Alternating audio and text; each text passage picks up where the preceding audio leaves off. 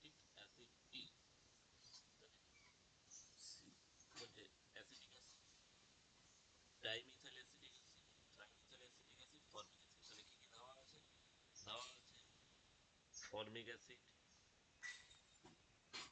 formic acid, তারপরে acetic acid CH3COOH, দেন দেওয়া আছে ডাইমিথাইল অ্যাসিটিক অ্যাসিড, তারপরে দেওয়া আছে ট্রাইমিথাইল